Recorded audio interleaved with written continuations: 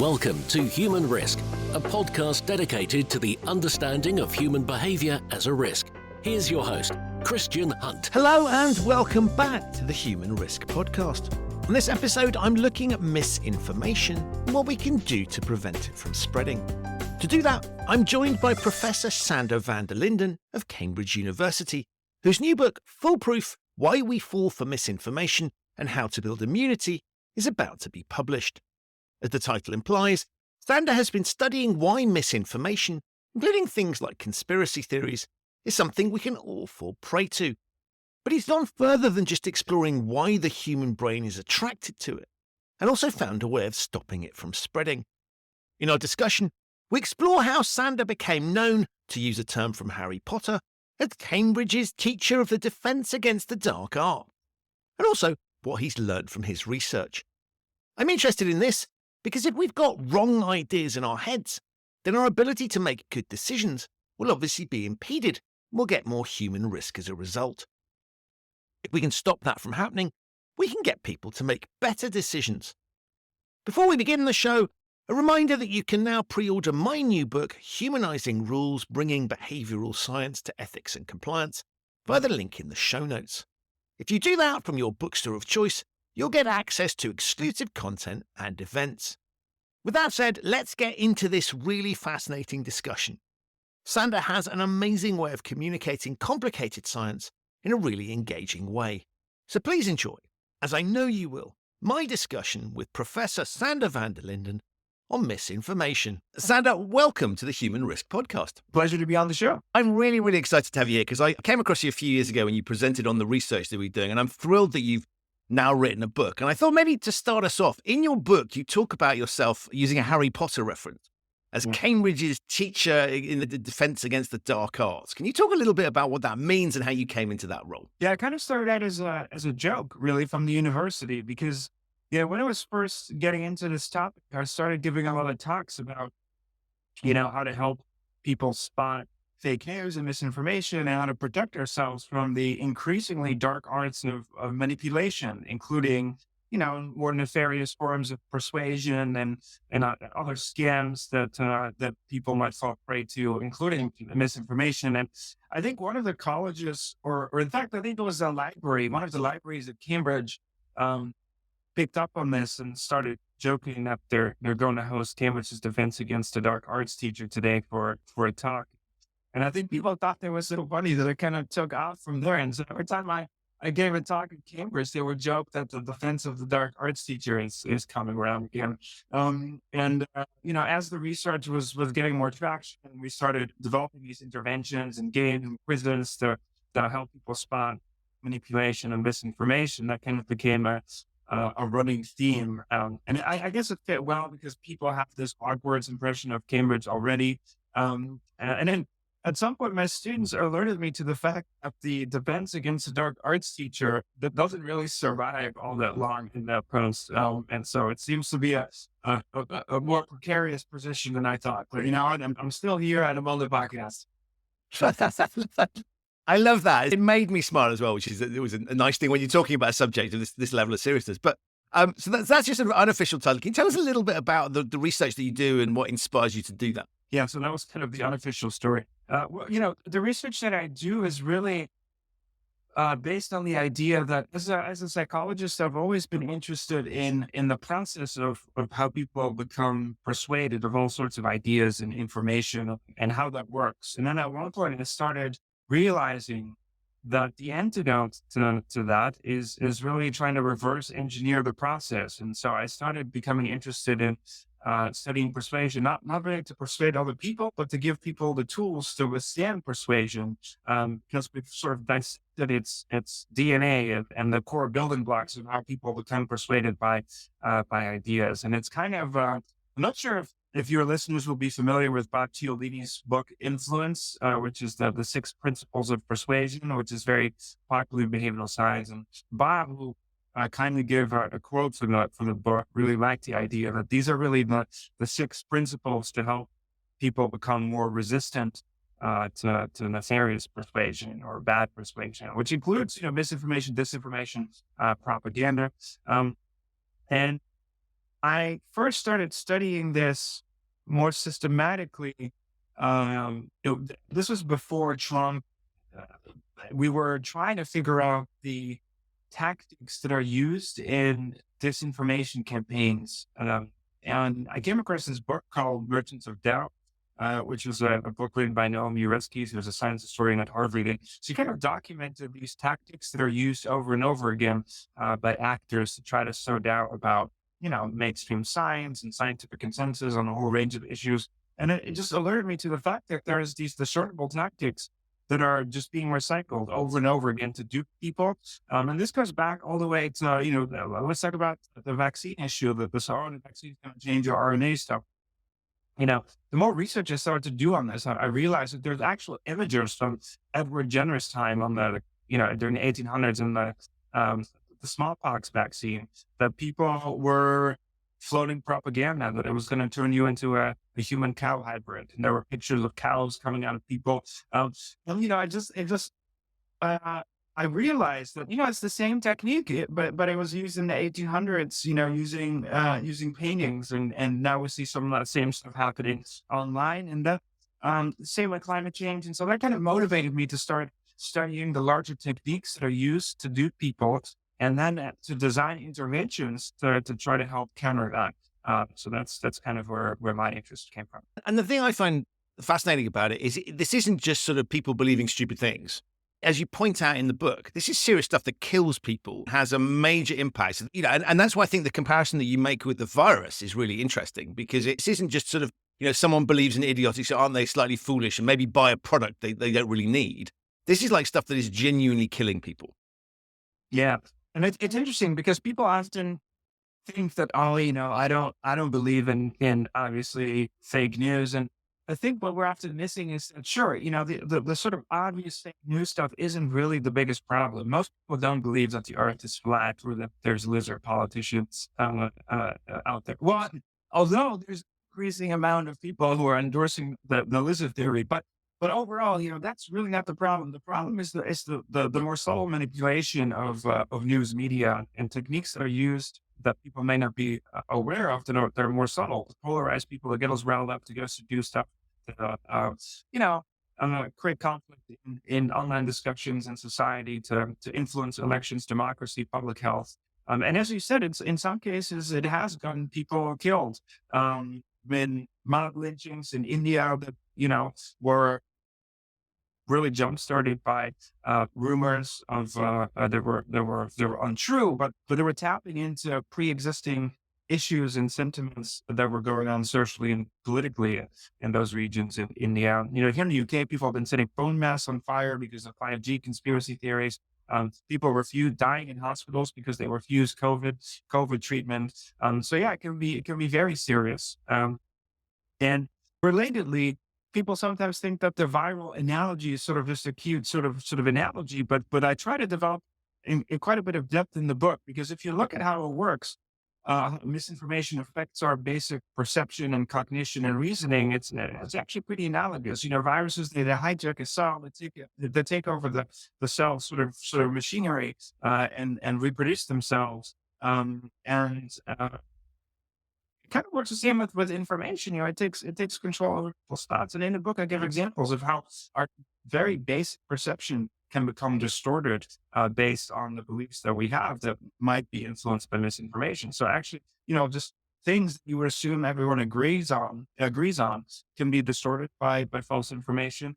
Even our memories can become warped and distorted by what we thought happened, but didn't actually happen because of misinformation and people misremembering things. And then we actually use models from epidemiology that are used to study how viruses spread, to see how information propagates online in social networks. So we use, in fact, the same type of SIR models. So they're called the susceptible, infected, or covered models, to understand how information pathogens spread from one person to another in social networks. And at the end of the book, I get to the solution, which is about, well, if that's like a virus, maybe it's possible to vaccinate people. And that was the bit that I thought was wonderful, and is wonderful about your work, is you're not just pointing out the problem.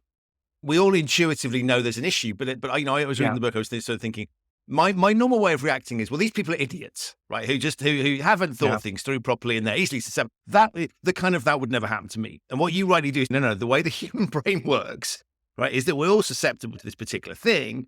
But that also means that we can start to think about it as a human condition. And therefore, if we start to develop solutions, that's something that can work in the same way that a vaccine works across the piece as well. So I thought that was it was just a really powerful way of thinking about it, particularly the past few years that we've all been through. But I think secondly, you really brought home to me the fact that we're all susceptible to it. And this isn't just, this isn't a case of like dumb people fall for this stuff. Smart people can immunize themselves already. It's part of the human condition. Absolutely. Absolutely. And, some of the things that are right in the book, it's really not meant to be, here are these educated or some elitists telling people what they need to believe. Or it's really not about that. It's just showing about how we're all susceptible, no matter how educated or smart we are, to misinformation, just because of the fact that the way it works is it tries to exploit biases and vulnerabilities in basic human cognitive architecture that we all share, and that we, under time pressure and when we're distracted and busy, we can all fall prey to. And the publisher kind of pushed me to provide some examples of me being duped as supposedly the expert. And I think that's the thing, even though I'm an expert at it, you can ask Danny Kahneman about biases. I'm sure he'll say that writing about heuristics and biases doesn't make him necessarily immune to using some of them in everyday reasoning. And I think it's the same for me, even though I will say that obviously I'm trained at spying these things and so on, but there's instances, and I describe one in the book about the Mars rover. I think that it was a very sophisticated kind of audio deep think that fooled me, because of what I was expecting to see. I knew that there was this Mars mission going on, the Perseverance. I was expecting that it was going to land. And then just 1 week early, there was this, video surrounding or going on Twitter about, I think Stephen King tweeted it. Again, someone you think that, that perhaps wouldn't spread misinformation, at least not intentionally, right? And so I was like, wow, listen to that sound. That's from Mars. That's crazy. But, it wasn't. It was fake.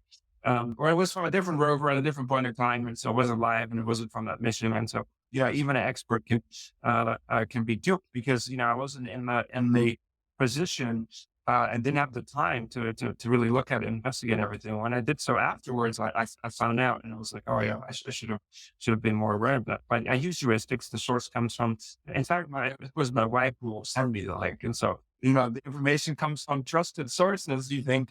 And so, yeah, that's interesting. But also just to illustrate these concepts, it's so interesting because people always think, and that's the thing with this book, that, I'm not susceptible to fake news. I'm educated and, I know what's going on. And so this is enough for me. But whenever I give a talk, I do something like, I tell people, Madrid, right? Madrid's a big city. A lot of people live in Madrid. So Madrid's in Spain.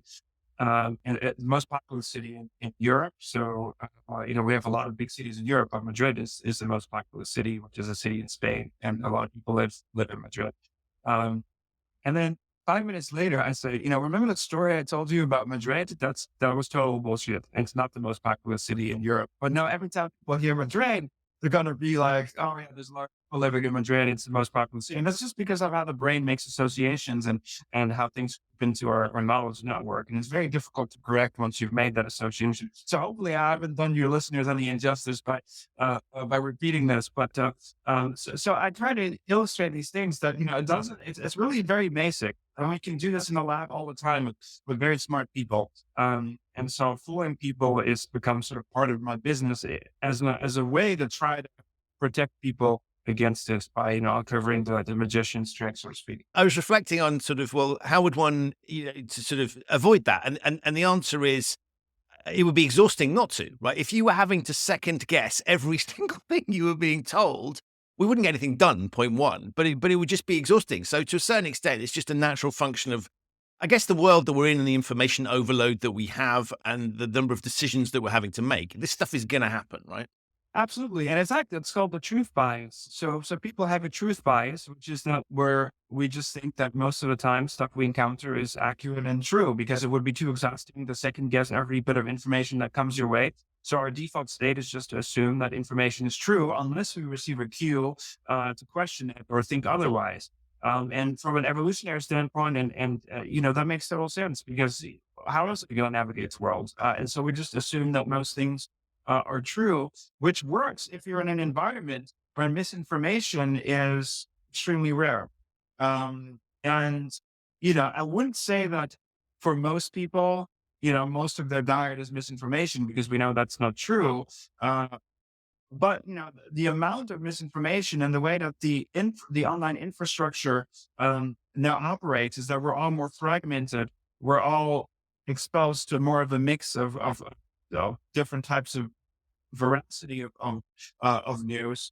And so I think that the game has changed a little bit, where there's more questionable information in people's own bubbles now, perhaps than we're used to. And so the truth bias doesn't work so well in that context. And you reserve particular criticism for social media and the impact that has had. Can you talk a little bit around the nefarious nature of that? Because I think it's something that, as I was reading your book, I thought I kind of know it's not good, but you really exposed the way this works is particularly pernicious. I think so. Yeah, I should say it's a big debate, and I had almost was worried that the social media, which is the part two, the big middle of the book, was going to be, in a way, maybe I don't want to say sciencey, but I get into the nitty gritty of the argument and all the different studies, and it's hard to make sense of because we don't have access to all of the data that drives all of these social media companies. So we can only look at public data, what they release, and so we have to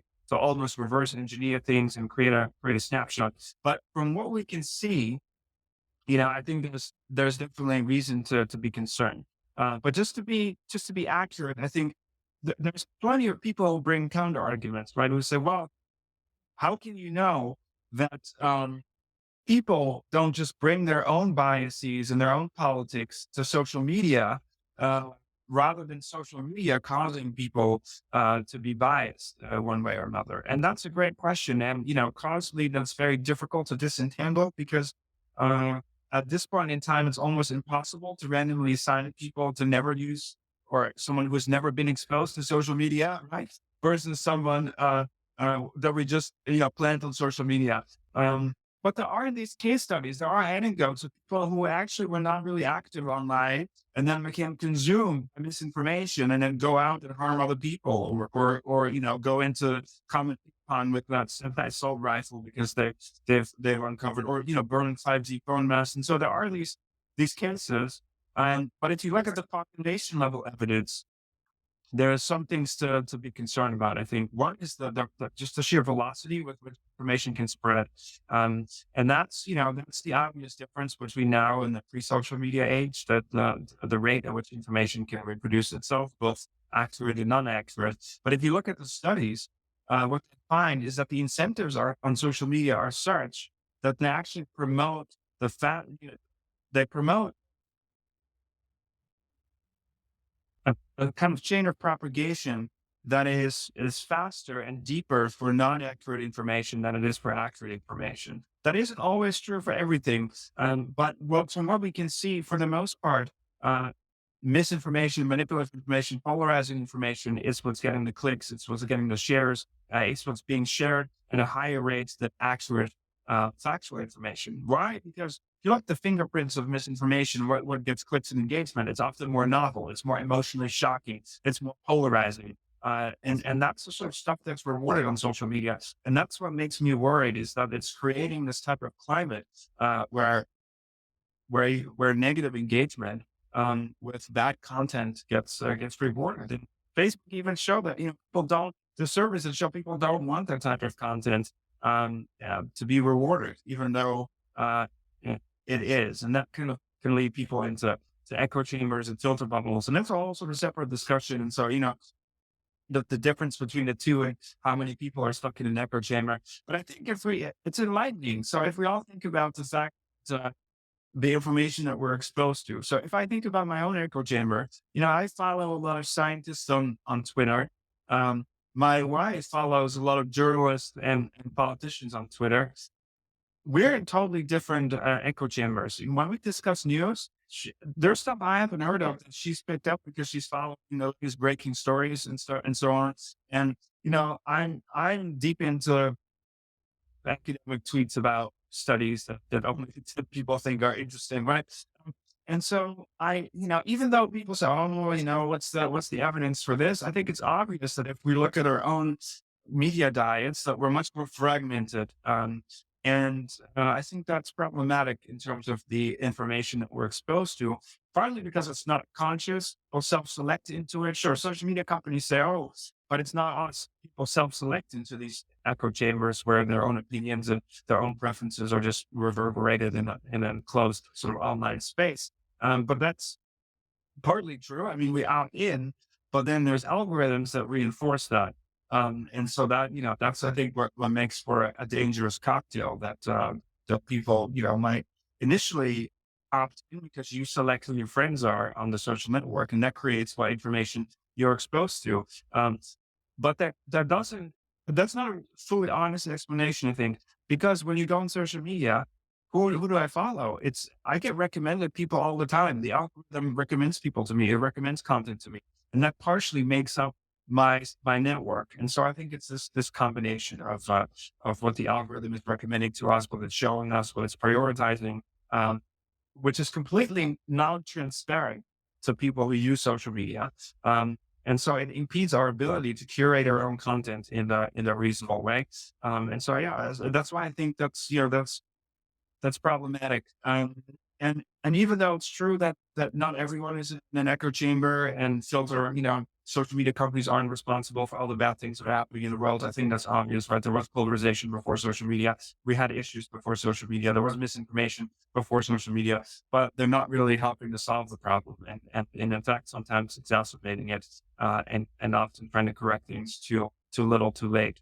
And that's why I think it's in such an issue. And then we haven't even talked about micro targeting and the other nano targeting and the other good stuff that can happen on social media, where now people can actually, based on your digital traces, the websites you visit, the things you clicked on, the pages you like, people can target your preferences almost down to a single individual and show them content that with a higher probability that's a random news event that you're going to be clicking on. And I think that leads to a very dangerous yet personalized media system where misinformation producers can just seek out audiences who are most susceptible to the types of information that they're targeting. And you might not know that you're being targeted. Yeah, and it struck me when you talk about you and your wife, for example, having your separate feeds. I mean, you don't think about the fact that is just a curated feed for you. So you assume everybody else is seeing the same thing. I've had people sort of say to me, "You're everywhere on social media." And I'm like, I said, "Well, I'm not. I'm just on your feed because I'm having to push stuff at you and you know me." But there is this, I think, in the old days, we'd read a newspaper and everybody that was reading that paper was looking at the same thing. And we would that was built into the model. And I think nowadays we don't even think about the fact that, not only are we not seeing other stuff, but we're assuming everybody else is seeing exactly the same thing. So when we think about the sorts of things you're talking about, it becomes, well, everybody's seen this information, haven't they? It's visible to everybody, and therefore it makes it so that kind of also doesn't help. Absolutely. It gives this sort of false, what we call sort of false consensus perception that, that you think that everyone kind of has seen this or agrees with it because it's on your feed, but in fact, it's probably just on your feed and a few other people's feeds. And I realize it all the time that, when I'm on my social media channels, and then I realize when I talk to other people that they haven't heard of it and haven't seen it, I was like, oh yeah, it's just me and my bubble. And so, but without feedback, you would have no idea that you're not really, that there's really no common single kind of newsfeed that everyone's exposed to. It's just become so much more fragmented, and that makes it harder to reach people with factual information, with corrections, because you can't just mass expose everyone anymore. Everyone is kind of protected in their own bubble. The algorithms deselect what you're trying to show them because it's not preferred by that user, or that doesn't receive engagement from that user's kind of group. And so, you can't get into people's bubbles very easily. But yeah, I mean, I should acknowledge that there are studies. So there are studies that track people's browser activity. And so don't ask me. I asked this question and I regret that I received the answer. So I looked at how can we trust these studies that track people's browsers activity? If you put a tracker on my browser, obviously I'd only be visiting the Human Risk podcast and BBC News. Right. I was like, can't really trust the data from this. But then when people told me what the most frequented visited URLs are, that you realize that people are really not shy about hiding what content they're looking at.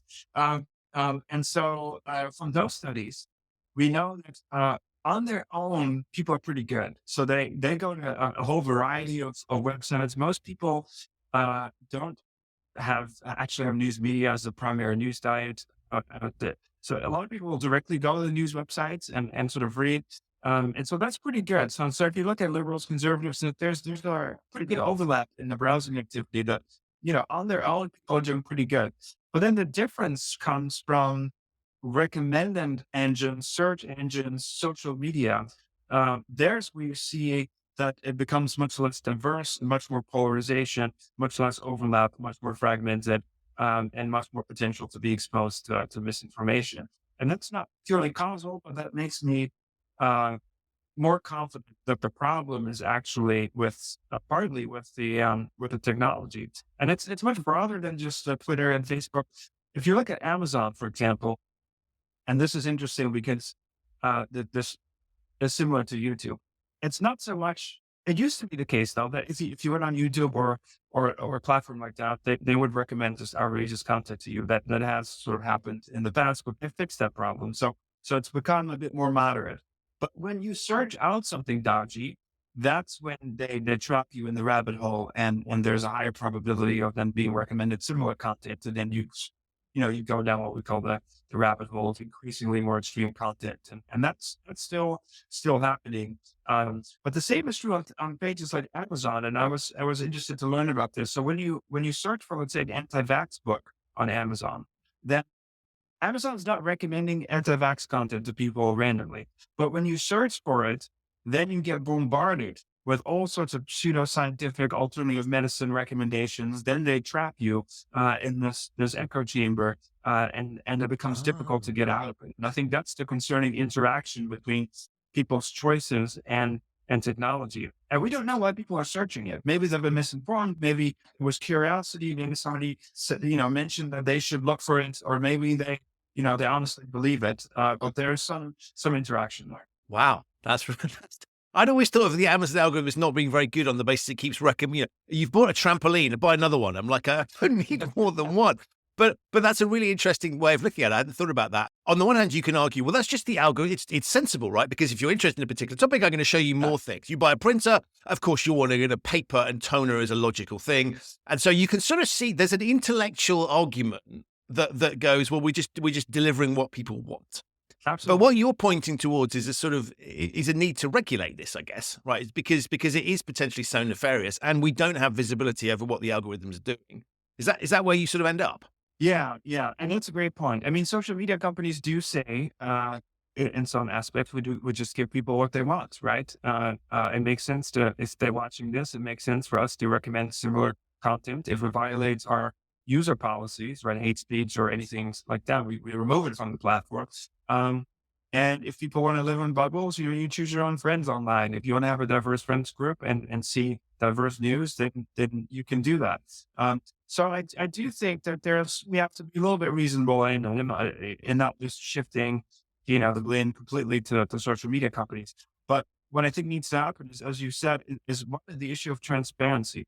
I think the issue is that people don't know how the algorithm works, why they're being recommended something, or how they can opt out of it. And you can see that on Twitter. So there's a curated feed, but you don't have to have that. On Reddit, you can control your own, what you're exposed to. On other platforms, people should receive information on how the algorithm works that they're interacting with. Why is it recommending certain things to you? How can you opt out of it? If you want different recommendations, how does that work? So we can empower people to make informed choices. Including myself, because I have to deal with these algorithms too. You can search things for research, right? So if I go on Amazon and search for a climate denial book or propaganda, then I'm all of a sudden get recommended weird things. All of my family members are thinking, "What's wrong with this guy?" And so You know, so there has to be a way to be much more transparent about, and that's something that we refer to as ethical persuasion. That if you're going to influence people with an algorithm, there's ethical ways, I think, of doing that, which is to be maximally transparent about what you're trying to do for people. Because you can make the argument that book recommendations are sometimes helpful, or that some of these recommendation engines are just an algorithm, right? It's helpful. Um, People have more nefarious hypotheses about the algorithm. Some people might say, well, it's not just that it makes sense. It's these researchers or policy people at social media companies figuring out what buttons to push that receives engagement, and they know very well that the negative buttons receive more engagement, and so they're just going to double down on designing the technology in a way that leverages that, which you could argue is something that might need um, you know transparency, but maybe also oversight. Regulation, I guess, is a big word, but at least some sort of ethical oversight.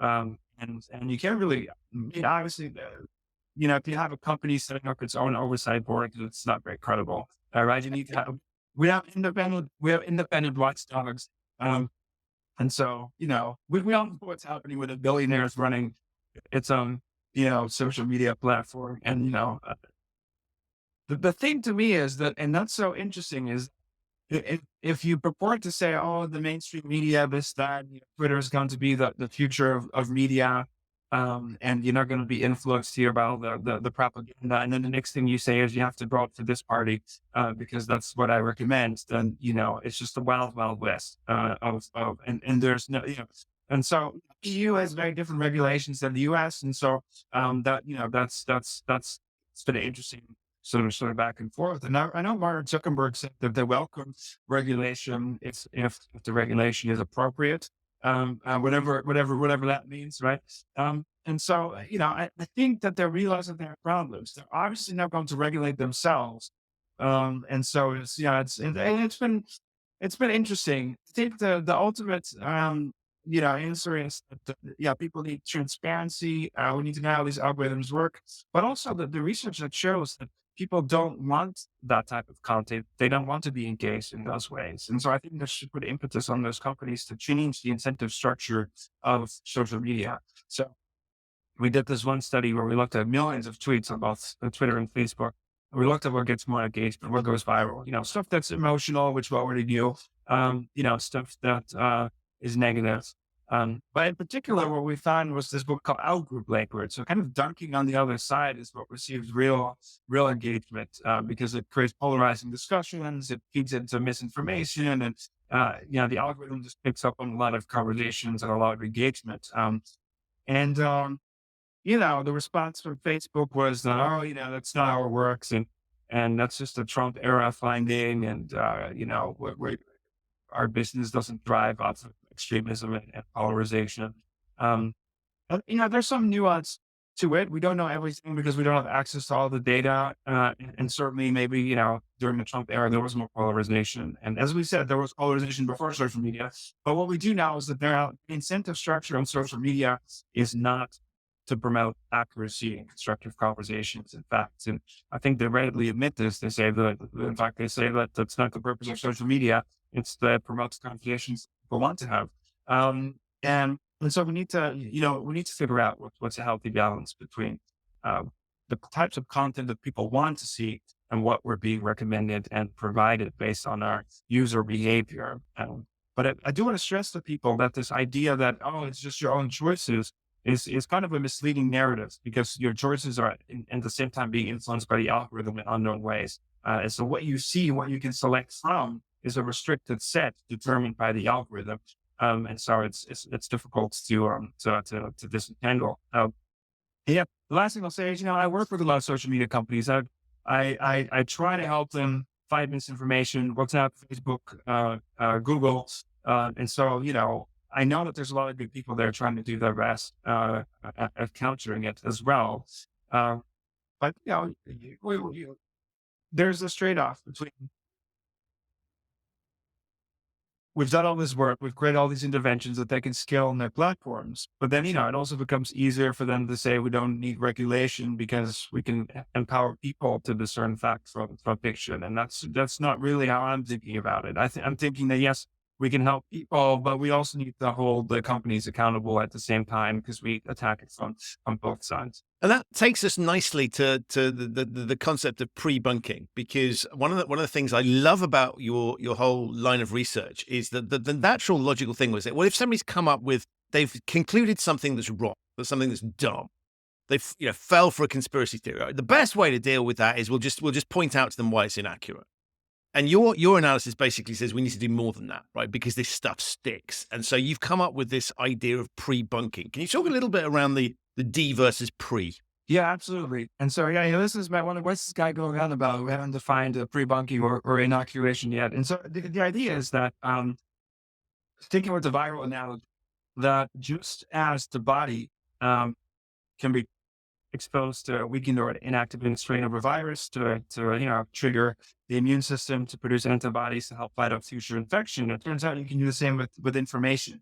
By preemptively exposing people to weakened doses of the types of misinformation attacks they might be facing in the future, the brain or the mind can generate mental antibodies by learning how to spot the building blocks of what goes into misinformation and manipulation. So people can build resilience over time to a whole range of misinformation because you've inoculated them beforehand. And that's so important because, really prevention, an ounce of prevention is worth a pound of cure. And so the idea really is that we need to pre-bunk. And so we came up with the term pre-bunking because it's relative to debunking. So it's easier to understand. What's the problem with debunking, right? So the way it works, usually people are exposed to falsehood or misinformation, and then fact checkers, a lot of people try to debunk it afterward. Why doesn't that work as nicely as we want it to? I'm not saying fact checking debunking is bad. I think it's good. It's important, but it doesn't work as nicely or as effectively as we'd like because of several reasons. First is the continued influence of misinformation. And so once people integrate a piece of information into their memory network, it makes friends and it becomes entangled and it becomes very difficult to then undo. And so what we find is when we acknowledge having seen a correction or a debunk, they then still continue to make inferences based on the initial misinformation. So if I tell you, I went to this restaurant that's around the corner from where you live, and it's got bad food poisoning. It was real bad. And then 3 weeks later, I tell you, oh, actually, it wasn't their restaurant. It was on the other side of town. Forget about that.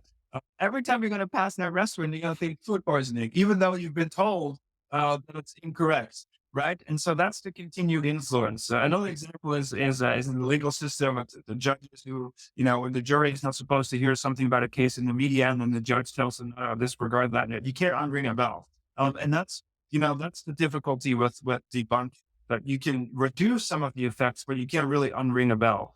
And that's tough psychologically. Practically, what we see is that fact checks, they really get no engagement on social media, where the initial misinformation goes viral, and it takes seconds to produce a falsehood because there's no rules there. It takes weeks to craft a really good research fact check, and then very few people engage with it. And so, you can never sort of keep up with the pace of misinformation. So there's a huge practical challenge to scaling fact checks and actually reaching the audiences who've been exposed to the misinformation. Then sometimes people don't want to hear about corrections because the initial misinformation is very congenial to what they already want to believe about the world. And so for all of those reasons, we think that it's often best to try to pre-bunk or inoculate rather than debunk. And the denoculation metaphor is all about preemptively preparing people by exposing them counterintuitively to what a lot of fact checkers think, to a weakened dose of the misinformation or the techniques that are used to produce misinformation, along with ways on how to refute and spot it, because that's the process that helps people build up these antibodies. And we know people are warned in advance if they know an attack is coming, and they've got the tools to counter and neutralize and dismantle it. then they're going to be less influenced by it. And that's really the premise of pre-bunch. Counterintuitive point was the bit that struck me, because you say very clearly you need to basically acknowledge that somebody is going to say something along it, and if you're a business, somebody might have something negative to say about you. Now, conventional logic would be, do not reveal that under any, we just want to paint a good picture. But you rightly point out that actually you need to have a little bit of that bad stuff there so people know what they're looking for. Can you just talk us through like an example of how that, what sort of level of information does one give to people to make this work? Yeah, so practically there's a few different ways to implement it. And I think it depends on the situation and the actor and the context in terms of which is the approach that people that's most suitable for the context. And so the easiest one to understand is kind of what we call the fact-based or the issue-based kind of inoculation, which is quite detailed. And so, you might say that there's people claiming that climate change isn't real, for example, right? That it's all natural, and that's why the climate is changing. And they might show you a petition that's signed by thousands of scientists. But here's the thing: these petitions are part of what we call the fake expert technique. Actual climate scientists are not on this petition. People who've signed this petition include members of the Spice Girls, so Dr. Gary Halliwell, Charles Darwin, who's long deceased, right? So you really pre-bump, right? You say like this, and there really is this petition. It's called the Global Warming Oregon Project, and we're talking about this Oregon Science Institute, which is according to Google Maps, is a prepper farm in Oregon. It's not actually a real institute, and so. What you need to do is give people that we can dose, and then what we often do is use a little bit of humor to create it, and then pre-buck it, right? So you don't get people the full dose, you don't tell them everything, but you create a weekend dose, and then refute it, and then tell people, look, between 90 and 100% of scientists say that the human activity is really what's causing climate change now, which may be obvious to a lot of people, but in the States, for example, when Trump was very apt at disputing the existence of global warming, and so some of these things, can be a real issue. So that's an issue-based pre-buy, because you're talking about a specific myth or falsehood, and you're synthesizing a weekend dose out of that, and you're forwarding it and pre-barking it in advance. Now, there are situations where this isn't feasible or desirable. So when we started working with social media companies and government and other agencies to try to scale this, they were a bit worried about, taking a stand. So by doing that, you're taking a stance, right? You're saying climate change is real, and there's some facts that you need to consider. So big surprise, social media companies often, they don't want to take a stance on issues because there are lots of conversations on social media disputing COVID and climate, and so they don't always want to tell their audience that, they have. In fact, I should be honest. So we work with Facebook, and they actually are doing that now. They'll draw a line and said, look, we need to tell people on Facebook that climate change is real, that COVID's happening. And so they are changing their ways, but it used to be the case that they were very allergic to taking any position. So what can you do then? And this is where you take what we call the technique-based pre-buy. So what's a technique-based pre-buy? Here, you don't talk about any specific issue. You inoculate people against the larger underlying techniques that are prevalent in most misinformation.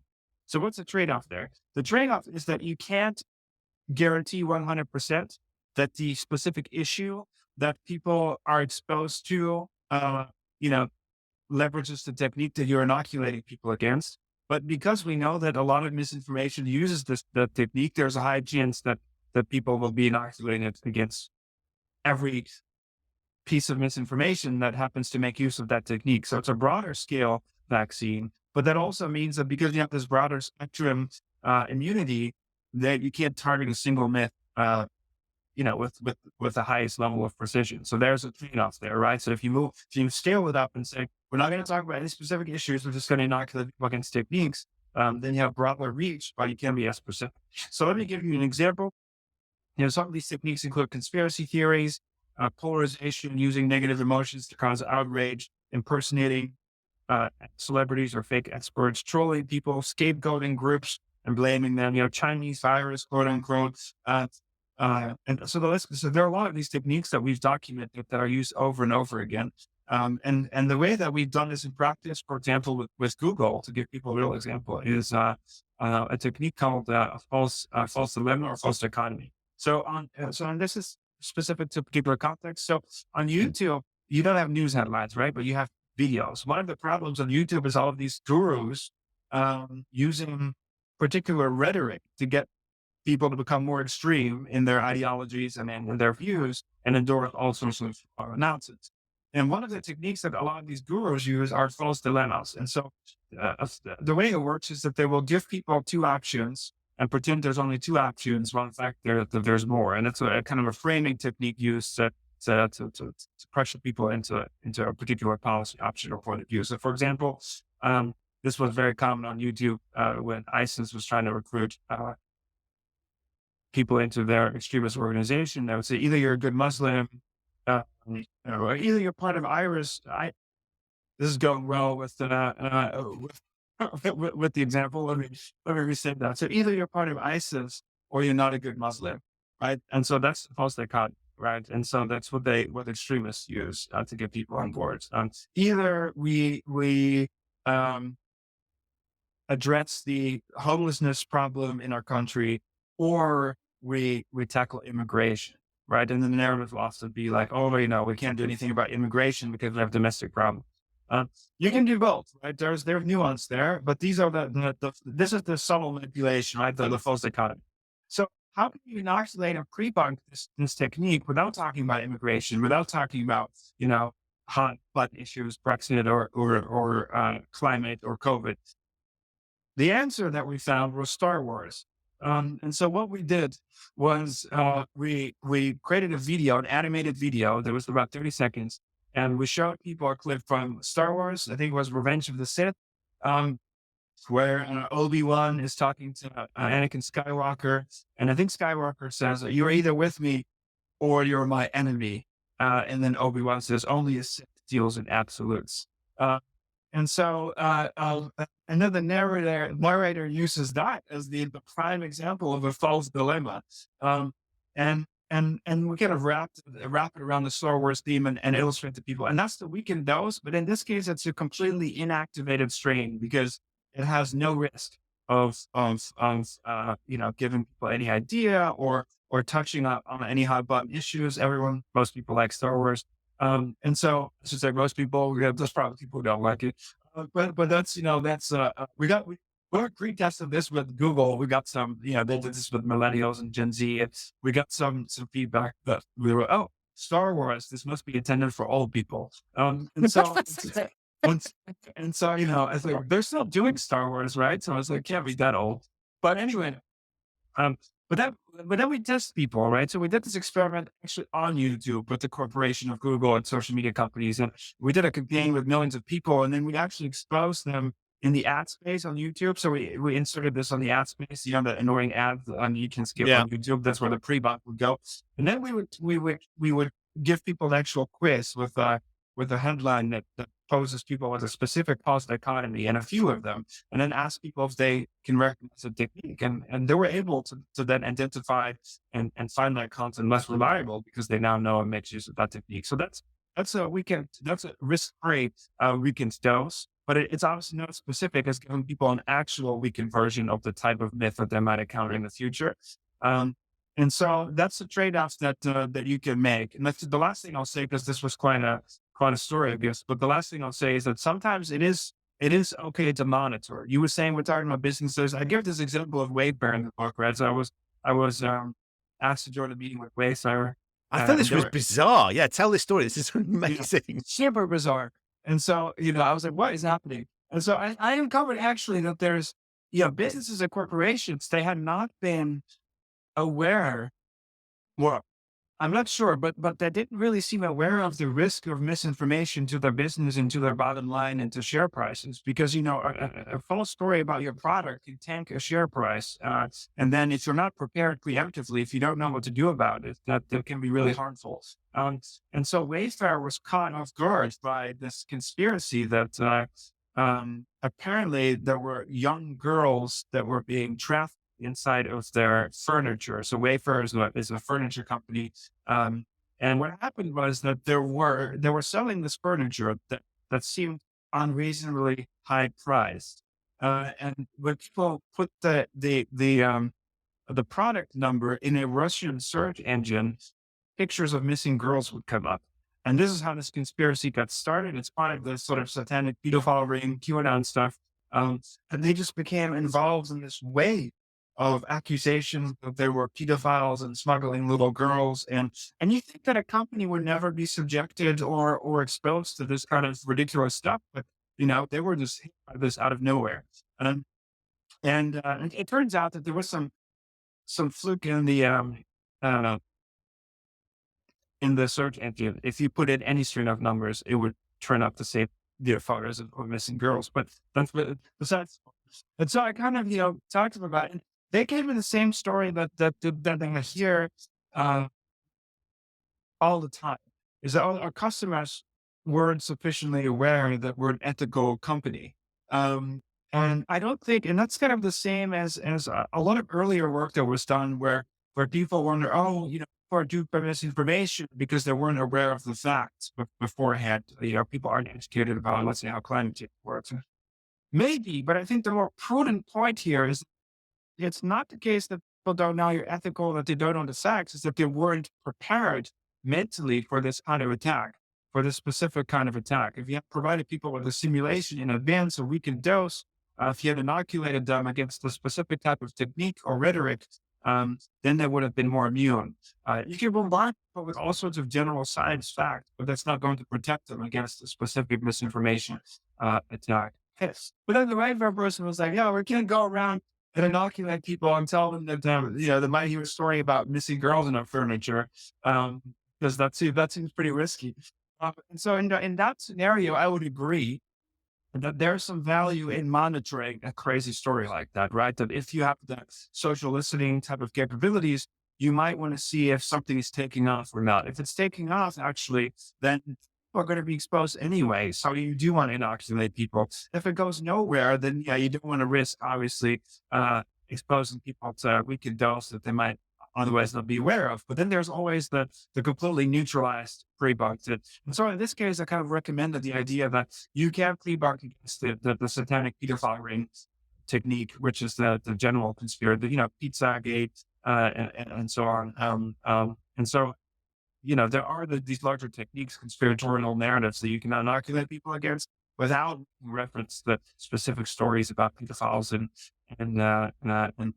missing girls and stuff like that. So there was something that you could have done preemptively. And even in the moment, as people were being exposed to this story, there was still an opportunity to protect people who may be about to be exposed to this type of content, but haven't yet. And so you want to at least prepare them a little bit without necessarily giving them the full dose. So I think there are variations, that people can experiment with that are right for a given context. And so it sort of depends. But there's to give you one last example to go back to a very specific thing. Google is running a campaign at the moment in Europe about the Ukrainian refugee crisis, and so they're pre-bunked against scapegoating. And that's that's a mix of technique and specific issue. So the specific issue is that there's a lot of rhetoric about Ukrainian refugees, and they're sitting in a pub. And these people, so it's a video and they're singing in a pub. And I like it because it illustrates how you can inoculate, at home, or in your business. And so people sitting around the pub and say, hey, I've heard that, a lot of these Ukrainian refugees are coming here. They're probably going to steal our jobs and it's going to be bad for the economy. And then somebody else says, look, have you heard of this technique called scapegoating? It's when we blame a whole group of people for problems in our country. I haven't heard of that with scapegoating.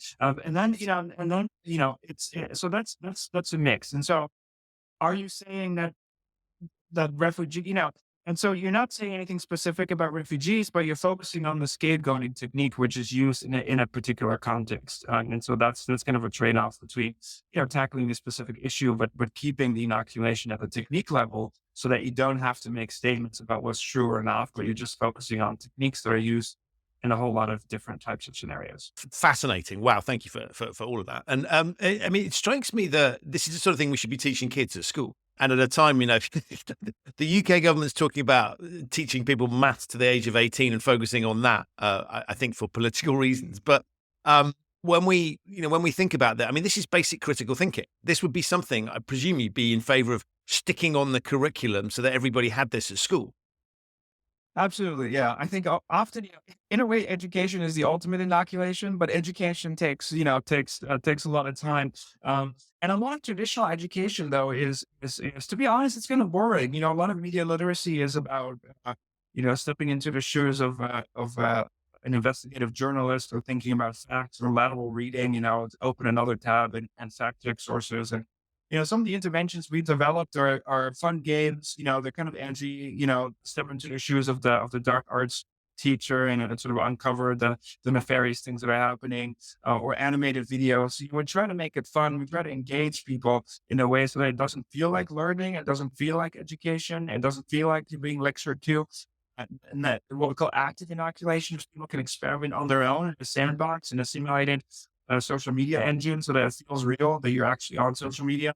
And so I think, yes, it is very important to integrate it into education, particularly because when we're still developing our digital and media literacy skills and critical thinking,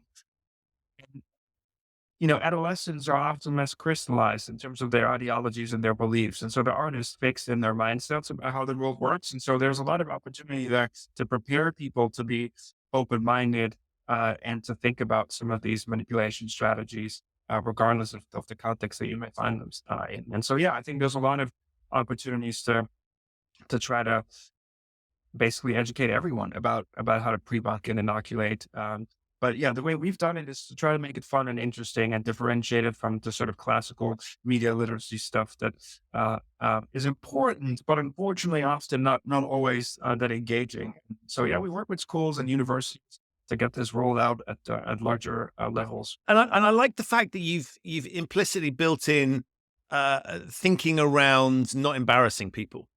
Right, because one of the things, nobody likes to be made to look like a fool, and hence people, double when they've been conned, they'll double down on the thing because they don't want to have to admit they've screwed up. And what I really like about it is one is in your use of, Star Wars being a great example. I think that's highly relevant, but I recognize that I'm getting on a bit in life. But so it works very well for me. But the way you're talking about things in fun games is it's kind of. It's not a threatening thing where I have to sort of climb down a massive hill where I've embarrassed myself. It's giving people an off ramp, I guess, is the way I'm looking for. Yeah, absolutely. And that was really important to the strategy because, it sucks to be wrong. Nobody wants to admit that they're wrong. We all have beliefs about the world. Sometimes we might be embarrassed about beliefs that we have, or we thought something was true. And also, there's nuance in discussions about topics. Going around and saying this is the truth and this is fact and this is what you need to believe. I don't think that's the right idea. So we don't promote the sort of binary thinking about what's true and fake. What we do in our interventions and what the outcome measure is. And I think there's often a misperception of people who might be critical when they hear the term misinformation, or somebody's trying to try to tell them what misinformation is. We try to help people calibrate the reliability or the credibility of content based on the absence or presence of manipulation techniques. So we don't tell people you need to believe this or you don't need to believe this, but maybe now that you've been inoculated against some of these techniques, you're going to find this less credible. And so, we all have priors in the world about how the world works, and we walk around and we adjust them.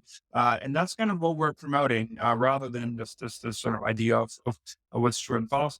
And we do that in quote unquote kind of a safe space. Our interventions are edgy because they allow people to make fun of you can make memes that climate change is a hoax. You can create a meme that says kind of a drenched animal with the text, scientists can't even predict the weather, let alone climate change, or something like that, right?